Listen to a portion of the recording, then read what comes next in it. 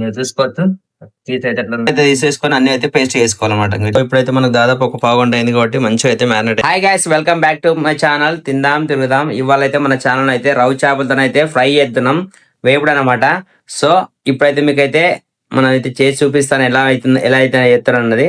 So చూడండి, video అయితే చివరి వరకు చూడండి. నచ్చితే లైక్ చేయండి, షేర్ చేయండి. సో వీడియోలోకి అయితే వెళ్ళిపోతాం రండి. ఇందులోకి అయితే మనం అయితే ఫస్ట్ అయితే శనగపిండి తీసుకున్నాం, తర్వాత బియ్య పిండి తీసుకున్నాం, కొద్దిగా పసుపు తీసుకున్నాం, కొద్దిగా అయితే నిమ్మకాయ ఒకటి హాఫ్ పక్క అయితే తీసుకున్నా, ఇంకా కస్తూరి మెంతి తీసుకున్నా, ఇందులోకైతే కొంచెం పుదీనా తీసుకున్నా. ఇది ఏంటి సోజన్, ఇది ఆయిల్. ఇదైతే ఆయిల్ అయితే తీసుకున్నా. సో ఇదైతే ఎల్లిపాయలు అనమాట, ఓన్లీ ఎల్లిపాయలు అయితే దంచింది, ఓన్లీ ఎల్లిపాయ దంచేసిన. కొంచెం సాల్ట్ తీసుకున్నాం, కారం తీసుకున్నా, కొంచెం అయితే ఇంట్లో అయితే మసాలా తీసుకున్నా. అయితే మనం అయితే ఒక అర కిలోకి ఎక్కువ అయితే ఫిష్ అయితే తీసుకున్నా. సో ఇప్పుడైతే ప్రాసెస్ స్టార్ట్ చేద్దాం, ఎట్లా అవుతుందో చూద్దాం. వేరే అంటే జబర్దస్త్ ఉంటుంది. మీరు కూడా ఇట్లా ట్రై చేయరు, ఎట్లా వచ్చిందో అయితే కామెడీ చేయరు.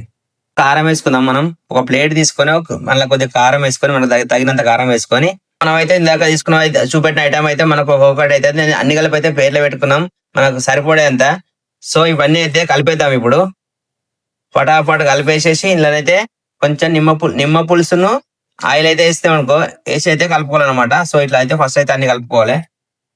మీకు అయితే ఈజీ ప్రాసెస్ అయితే చూపిస్తున్నాను, నేను ఒక్కొక్కటి చేయకుండా అన్ని కలిపి ఒకసారి అయితే చూపిస్తున్నా.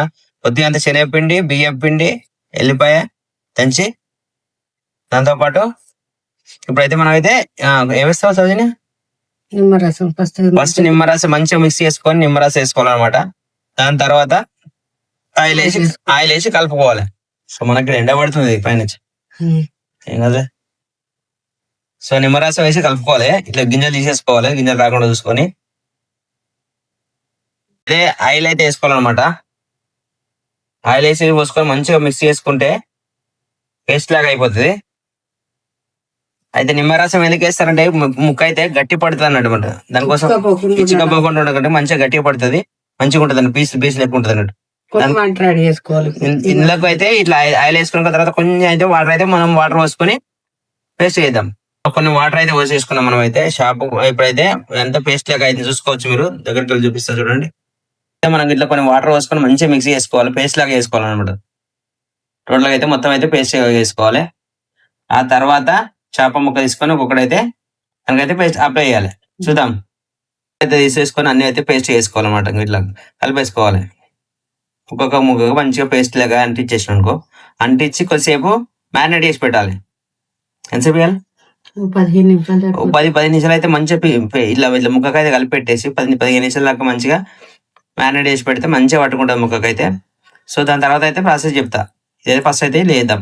సో ఇప్పుడైతే మనం అయితే అన్ని అయితే ఇట్లా అయితే మంచిగా పేస్ట్ అయితే వేసుకొని మ్యారినేట్ చేసి పెట్టుకున్నాం. దాదాపు ఒక 15 నిమిషాలు అయినాం అనుకో, సూపర్ ఉంటది. చూసుకోవచ్చు, మసాలా పేస్ట్ అంతా మంచిగా చేపలు పట్టుకుంటుంది అనమాట. సో ఇట్లా వేసుకోర్రి, మీరు కూడా ట్రై అయ్యి ఎట్లా వచ్చిందన్న కామెంట్ చేయరు, మన వీడియో అయితే లైక్ చేయరు.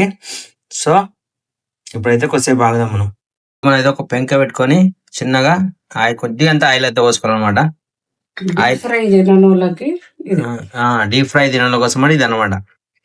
సో మా పెంక కొంచెం పాతది ఉంటది, ఏమనుకోకూడదు, అడ్జస్ట్ గారి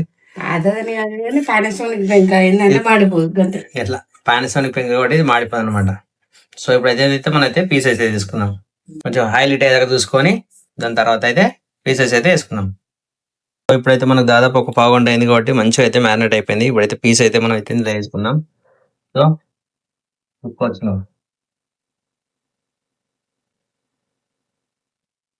తక్కువ ఆయిల్ అయినట్టు ఫ్రై, డీప్ ఫ్రై ఏమంటారు, డీప్ ఫ్రై, చాలా ఫ్రై. డీప్ ఫ్రై అంటేనేమో మొత్తం ఆయిల్ ఉంటది, డీప్ ఫ్రై చాలా ఫ్రై అన్నమాట. సో ఇదైతే కొంచెం తింపడానికి అవైలబుల్ ఉండాలి కాబట్టి ఇట్లా ఆయిల్ తక్కువ అయితే మంచిగా నీట్ గా అయితే ఉంటది. సిమ్ లో పెట్టి చేసుకోవాలి, సిమ్ లో పెట్టి చేసుకుంటే సూపర్ ఉంటది అన్నమాట. తొందరగా కుక్ అవుతుంది. మీరు చూసుకోవచ్చు, తీసి అయితే ఎట్లా ఉంది, కానీ స్మెల్ అయితే మంచిగా వస్తుంది. వడకట్లేదు, ఒక వడకడి సరిపోతాయి, 4 వడకడి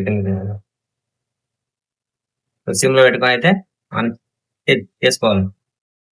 కొద్దిసేపు మూత పెట్టుకోవాలన్నమాట. మూత పెట్టుకుంటే ఏంటంటే లోపల అయితే మంచిగా స్ట్రీమ్ అవుతుంది అన్నట్టు.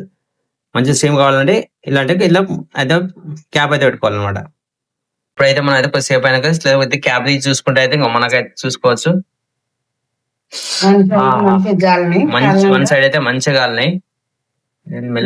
మెల్ల తీసేసుకొని రివర్స్ వేసుకోవాలి. ఎందుకంటే అడుగు అతుకుంటది. మెల్లగా తీసుకుంటే ఇలా అడుగు కొద్దిగా మాడిపోతాడు. అప్పుడు చూసుకుంటా రివర్స్ వేసుకోవాలి.